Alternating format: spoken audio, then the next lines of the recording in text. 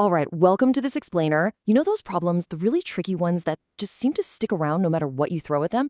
Well, today we're going to break down a super powerful and honestly, I kind of counterintuitive strategy to not just boost your creativity, but to finally solve those sticky problems. And believe it or not, it's a technique that some of the greatest minds in history have used. And it all starts with something really simple. So let's just start with this. What if the best way to solve that huge problem you're facing is to just walk away?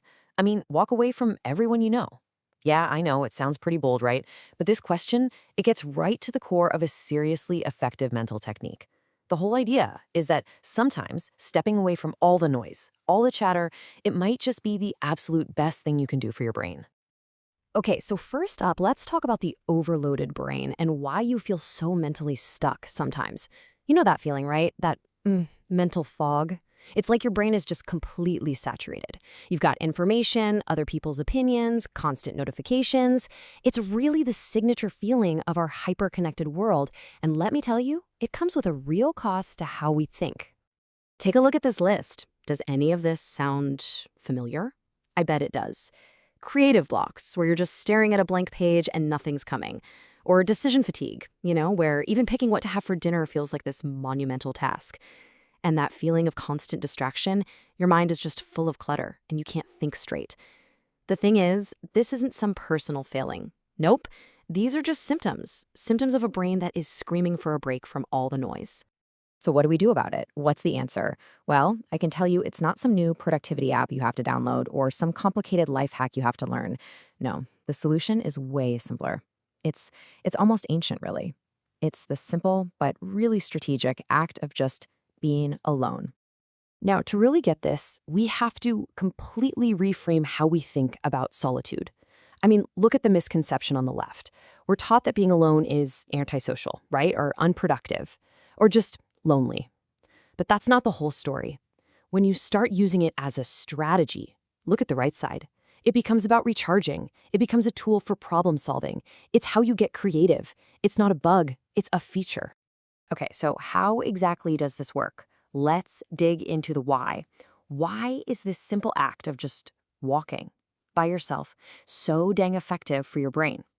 Because it's way more than just getting some fresh air. There's something really profound going on inside your head on a cognitive level. I love this quote because it just nails it. It's the reset button for a high IQ brain. Think about it like this. You know when your computer gets super slow and laggy because you have like 100 tabs open? What do? You restart it.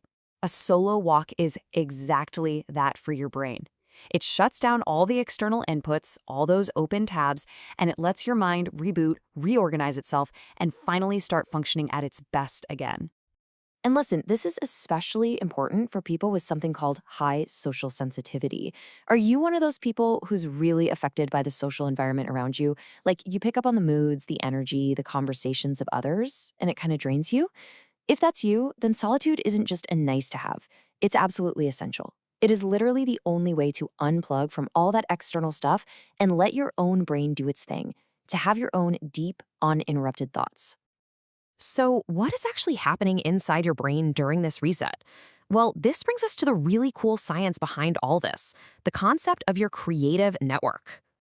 Okay, so this key process is called creative networking. This is the magic. This is what happens when you're alone. See, your brain isn't busy processing texts and emails and conversations anymore. So this other part of your brain, it's called the default mode network, it finally gets to turn on. And when it does, your brain is free to just drift. It pulls up old memories, it grabs different ideas, and it starts connecting these complex, totally unrelated dots.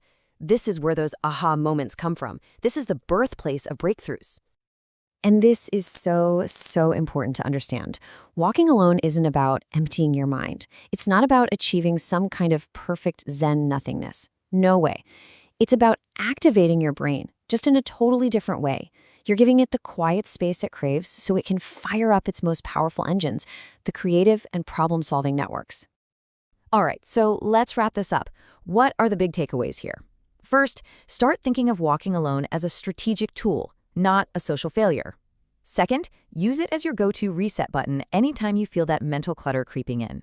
Third, remember that what you're really doing is switching on your brain's creative network to chew on those big problems.